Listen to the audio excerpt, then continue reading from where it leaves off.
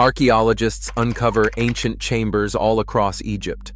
Official voices insist the legends are just misunderstandings or myths. Yet some tombs stay off limits, and behind those sealed doors, the ministry quietly cites fatal hazards, not folklore. Shifting dunes erase excavation routes, oxygen vanishes in shafts, and strange vibrations jangle nerves deep underground. So, if the real danger isn't curses, why are Egypt's 7 most disturbing puzzles still hidden by law?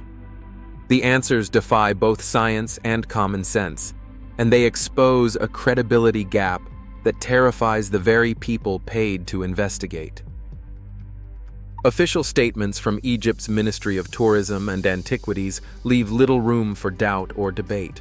When officials are pressed about unexplained tombs or sealed corridors, the responses are unwavering. One spokesperson recently stated, "There is no mystery, only misunderstanding." Another, when asked about strange hieroglyphs warning of danger, replied, "It is just mythology. Our ancestors loved symbolism." The language is always measured, always controlled. All findings must be reviewed and approved by the ministry before any public announcement or publication. The site remains under the full control of the state. The statement reads, "The message is controlled and consistent." Yet behind these polished answers lies a system of absolute authority. No excavation begins without a permit from the ministry. Every permit includes a clause that grants the right to seal or reseal any site at any time, for reasons ranging from preservation to national interest. Teams are reminded that all discoveries, images, and even raw data must be submitted for approval before being shared with the world. The ministry can suspend a dig, restrict access to a corridor, or confiscate research materials, sometimes without public explanation. That power is sweeping and real. The rules are clear. Law number 117 of 1983 gives the ministry sweeping powers to approve or deny excavation, to halt ongoing projects, and to control what is published and when. Amendments in 2018 expanded that reach, requiring every team to include Egyptian archaeologists and giving officials authority to revoke permits for non-compliance. International conventions, like the UNESCO Treaty on Cultural Property, reinforce Egypt's right to protect its heritage, but they also give the ministry broad discretion to decide what protection means. The legal framework is extensive. In public, officials emphasize preservation. We decide what is published, when, and how. "This is our right as the guardians of Egypt's past," said Dr. Zahi Hawass, former Minister of Antiquities. The message is always the same. Egypt's treasures belong to Egypt, and only the ministry can determine how they are studied or revealed. That claim to stewardship is repeated often. But within the archaeological community, skepticism grows. Researchers whisper about discoveries delayed for years, or chambers resealed before any outside expert could examine them. Some speak of projects halted mid-excavation, with no public explanation beyond a brief notice citing protection of public order. Others describe being required to sign non-disclosure agreements, or watching as ministry representatives quietly redirected research away from certain sites. The rumors point to a deeper unease among field teams. For field archaeologists, the real tension is not just about access, it is about truth. They know that the official lines are meant to reassure and to keep the narrative tidy. But the permit clauses, the power to seal and reseal, and the authority to silence findings all point to a deeper discomfort. When the ministry invokes fatal hazards or national interest, few dare to push back. The result is a credibility gap. The public hears one thing, while those closest to the evidence see another. As long as the ministry holds the keys, literally and legally, some of Egypt's most disturbing puzzles will remain locked away, their answers hidden not by sand or stone, but by policy. Out in the Egyptian desert, the sand is always moving. Dunes roll forward each year, swallowing roads, markers, even entire dig sites. Some routes vanish beneath 3 kilometers of shifting sand every 12 months, erasing months of careful mapping overnight. What seems stable one week can disappear the next, leaving archaeologists stranded or forced to abandon entire projects. Beneath this ever-changing surface, the real obstacles begin. Some tombs lie hidden under layers of sediment so thick that even ground-penetrating radar struggles to find them. Teams scan for anomalies, shapes that don't match natural formations. In 2021, radar picked up a void just over 6 feet below the plateau near Giza, stretching in an L shape for more than 30 feet. The structure had been deliberately backfilled with sand, its entrance lost to time. Researchers believe it could be a passageway, maybe even an entrance to something deeper. But with each passing season, the desert tries to erase the evidence again. Excavation is never just a matter of digging. Some burial shafts plunge hundreds of feet into solid bedrock, where the air thins and temperatures drop. As oxygen levels fall, even the most experienced archaeologists can become dizzy or disoriented. In these tight spaces, the risk of hypoxia is real. One misstep, one fainting spell, and help is dozens of meters away, straight up through winding stone passages. Inside the pyramids, the challenge shifts from sand to stone. Corridors twist and turn, designed to confuse intruders. Some passages amplify sound in ways that unsettle even the calmest mind. Low-frequency vibrations, measured at under 20 hertz and sometimes reaching 94 decibels, can trigger anxiety, nausea, and confusion. Footsteps echo from the wrong direction. Whispers seem to come from inside the walls. These effects aren't supernatural. They're the result of ancient acoustic engineering. The builders understood how to use architecture to disorient anyone who ventured too far. Modern technology offers some help, but even the best scanners have limits. Ground-penetrating radar can only reach so deep before the signal fades. Void detection depends on the right angle, the right soil conditions, and a bit of luck. In 2017, muon radiography revealed a massive cavity inside Khufu's pyramid, invisible to every previous generation. Yet the purpose of that void, and how to reach it, remains out of reach. Every expedition into Egypt's buried past is a struggle against both nature and design. The desert hides what it wants to hide, and the ancients built their tombs to stay hidden. For archaeologists, the greatest mysteries are not just locked behind stone doors. They're sealed away by the land itself. The harder they search, the more the geography resists, keeping some answers just out of reach. The story of ancient Egypt's so-called primitive technology unravels the moment you examine the evidence up close. In the ruins of ancient clinics, the Edwin Smith papyrus describes surgical procedures that would challenge a modern emergency room. Instructions for stitching wounds, setting fractures, and even brain surgery appear in a text written over 3,500 years ago. The papyrus details the circulatory system, the pulse, and the mechanics of head trauma, all centuries before Hippocrates. These are not vague remedies or superstitions. They are step-by-step case notes, as methodical as any medical chart. Then there is the logistics of construction. For decades, researchers argued whether the Egyptians could have moved multi-ton blocks with only rope and manpower. But a tomb painting from Jehuti-Hotep shows something remarkable: a worker pouring water in front of a massive stone sled. Modern physics confirms why. Adding just 2 to 5% water to desert sand stiffens it, cutting friction nearly in half. With the right balance, teams could drag blocks weighing over 2 tons across the sand, with no advanced machinery required. Yet even this explanation only solves part of the puzzle. The question of how those stones were stacked so precisely remains open. The ramp debate continues. Some propose spirals winding around the pyramid, others argue for straight ramps, and a few suggest hidden internal corridors. No single theory fits all the evidence. Traces of ramps are scarce, And the logistics of hoisting stone hundreds of feet high baffle even today's engineers. Jean-Pierre Houdin's internal spiral ramp theory gained traction after anomalies were detected by modern scans, but the debate is far from settled. The precision of the masonry is even harder to dismiss. The joints between casing stones at Giza measure less than half a millimeter, tighter than most modern concrete. The stones fit so closely that not even a razor blade can slip between them. These are not isolated cases. Statues carved from granite, a stone harder than steel, show surfaces as smooth as glass.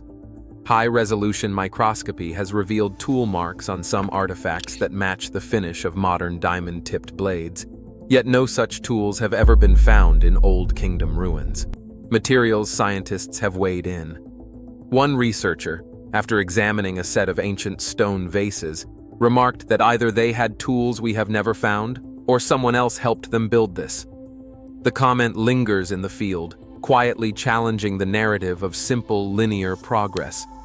Every new measurement, every fresh scan, seems to widen the gap between what textbooks claim and what the evidence demands. Even the alignment of the pyramids defies easy explanation. The Great Pyramid's orientation to true north is accurate to within a fraction of a degree, a feat that would challenge surveyors today. Some mainstream scholars, like Dr. Kate Spence, argue this could be achieved with simple sighting rods and careful observation of circumpolar stars. Others see patterns that hint at a deeper astronomical knowledge, perhaps even a lost system of measurement. What's clear is that each solved mystery uncovers another that resists explanation. The more archaeologists learn about Egypt's engineering, the less they believe in the myth of a primitive civilization.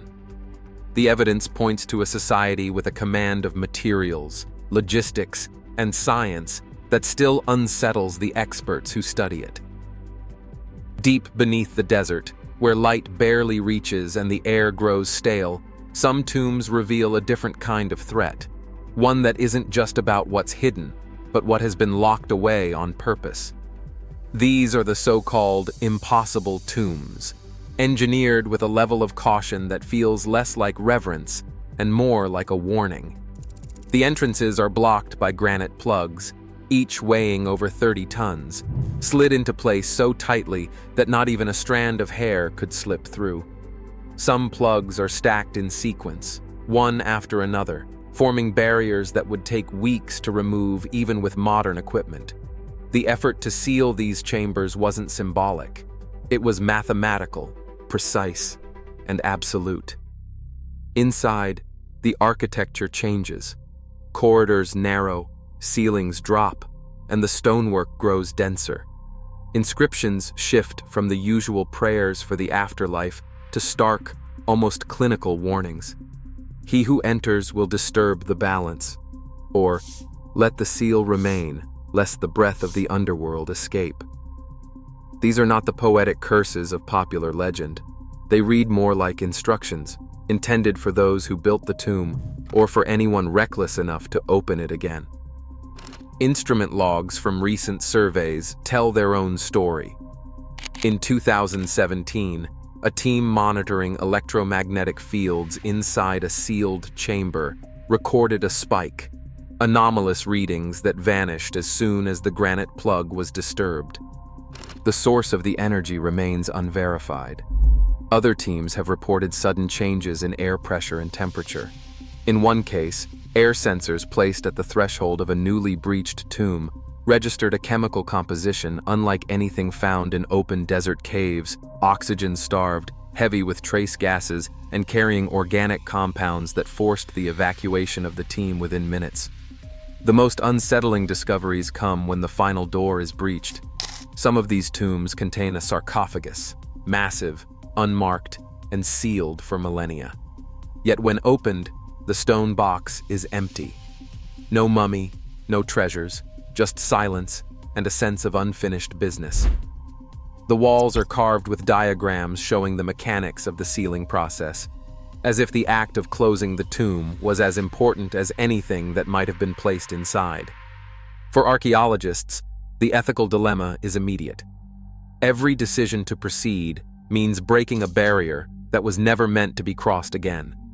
The warnings are literal, the engineering is deliberate, and the consequences, whether physical, psychological, or something harder to name, linger long after the chamber is resealed. The marvel of ancient Egypt turns to apprehension as the line between discovery and disturbance grows thinner with every impossible tomb that is forced open. A sealed chamber opens, and in the first 90 seconds, the temperature jumps by 8 degrees Celsius.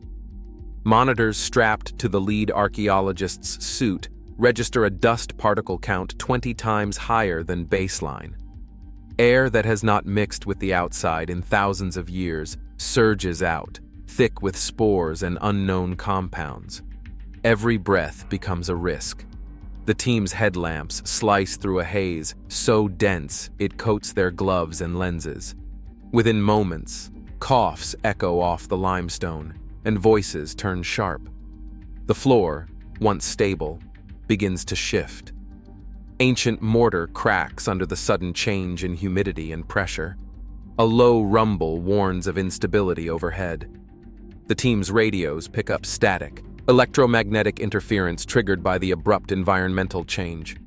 One member signals for evacuation, but the exit is now a maze of swirling dust and falling debris. Protocol demands a retreat, but curiosity and adrenaline keep the team moving. Instruments track the oxygen drop while carbon dioxide climbs. The walls, covered in unfamiliar fungal blooms, shed spores with every disturbance. Each movement stirs up more hazards: mycotoxins, fine silica, and fragments of ancient fabric. The chamber, designed to be undisturbed, reacts violently to intrusion. Every step forward increases the operational risk. There is no warning, just a cascade of hazards, each one invisible until it is too late. In these moments, the thrill of discovery collides with the reality that some doors were meant to stay closed. For archaeologists, the greatest danger is not always what they find. It is what they unleash. Ancient Egypt's landscape once looked very different. 4,200 years ago, a waterway called the Ahramat flowed past the Giza Plateau, carrying stone and supplies directly to pyramid construction sites. When the river dried up, the logistics of building these monuments changed forever. This single environmental shift forced later dynasties to abandon plans for new pyramids near the old riverbank, leaving behind a riddle that puzzled scholars for centuries. Only recently did geoarchaeologists confirm the Ahramat's path, using sediment samples and satellite imaging to reconstruct its course. While some mysteries yield to patient investigation, others only deepen with each technological leap. In 2017, the Scan Pyramids team used muon tomography, a method that tracks cosmic particles passing through stone, to peer inside the Great Pyramid without a single cut. Their scans revealed a hidden void above the Grand Gallery, measuring roughly 30 meters in length and containing over 1,900 cubic meters of empty space. No previous survey, not even ground-penetrating radar or electrical resistivity, had detected it. The purpose of this chamber remains unknown. Modern teams now rely on a suite of non-invasive tools: muon detectors, high-frequency radar, ultrasonic mapping, and three-dimensional data fusion. International protocols demand collaboration, data transparency, and strict preservation standards. Where brute force once risked destroying answers, today's approach is careful, methodical, and often slow. Yet every advance, every new scan, every reconstructed riverbed reminds archaeologists that the greatest threat isn't what is hidden in the sand, but what we still don't know. The story of Egypt's mysteries is no longer just about what's lost. It's about the tools we build to find them, and the gaps in our knowledge that technology can finally begin to bridge. Today, Egypt's ancient puzzles remain unsolved, despite breakthroughs like muon imaging and precision scanning. Every new anomaly forces us to question what humanity truly knows about its origins. As technology advances, the line between myth and reality blurs, and the next discovery could rewrite everything. Some doors, once opened, change not only history, but our sense of who we are. What question would you dare to ask next? If you love uncovering the secrets history tried to bury, make sure you like the video and subscribe to Discovery Journals. There's always another mystery waiting just beneath the sand.